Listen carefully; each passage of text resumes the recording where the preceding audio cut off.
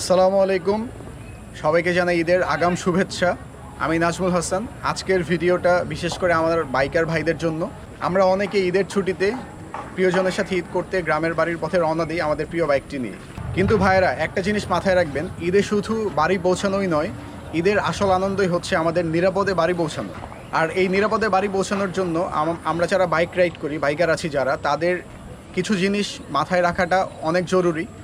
এগুলো যদি আমরা মেনটেন করে চলতে পারি, অনেকাংশেই দুর্ঘটনা অনেক কমে যাবে। সবার প্রথম হচ্ছে নাম্বার 1, আমরা যখন বাইকে উঠব, আমরা এই জিনিসটা অবশ্যই মেনটেন করব। আমরা বাইকার এবং যে পিলিয়ন থাকবে, দুইজনেই যেন হেলমেট পরিধান করে। হেলমেট পরাটা অনেক জরুরি। হেলমেট পরাটা কোনো স্টাইল না, এটা হচ্ছে জীবন রক্ষার একটা বিষয়। সুতরাং এই জিনিসটা সবাই মেনটেন করবেন যে হেলমেট অবশ্যই যেন পিলিয়ন এবং রাইডার দুইজনেই হেলমেট পরা থাকে। নাম্বার 2 হচ্ছে গতি নিয়ন্ত্রণ। আমরা যারা বাইক চালাই, ম্যাক্সিমাম অ্যাক্সিডেন্টগুলোই হয় হচ্ছে আমাদের ওভার স্পিডিংয়ের কারণে।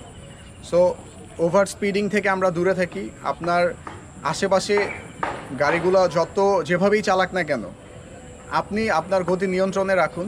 একটা কথা মাথায় রাখবেন, আপনার 1 সেকেন্ডের গতি, আপনার অল্প একটু বেশি গতির জন্য আপনার জীবন অথবা অন্য কারো জীবন হুমকির মুখে পড়তে পারে। ওভারটেক বুঝে শুনে করুন। সোজা রাস্তা, ক্লিয়ার ভিউ থাকলে তবেই ওভারটেক করুন। চোখ বন্ধ করে অথবা স্পিড বাড়িয়ে নয়, মাথা খাটিয়ে তারপর ওভারটেক করুন। যাদের যাত্রা অনেক দীর্ঘ, আপনারা দীর্ঘ রাইডে মাঝে মাঝে বিরতি নিন, পানি খান, চোখ মাথা বিশ্রাম দিন এবং সময় নিন। রাস্তার নিয়ম মেনে চলুন। সিগন্যাল, লাইট, সাইড ক্রসিং, এগুলো যদি আপনি মেনে রাইড করেন, তাহলে আপনার যাত্রা যেমন নিরাপদ হবে, তেমনি আপনার আশেপাশে যারা আছে তারাও আপনার কাছ থেকে দেখে শিখবে। সুতরাং রাস্তার যত নিয়ম আছে এগুলো মেনটেন করার চেষ্টা করুন, নিয়ম মেনে চলুন।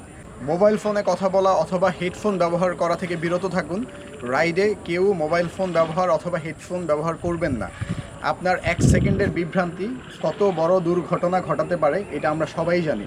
সুতরাং এগুলা পরিহার করুন এবং নিরাপদে রাইড করুন। প্রিয় ভাইয়েরা, ঈদ মানে খুশি, ঈদ মানে প্রিয়জনের সাথে সময় কাটানো।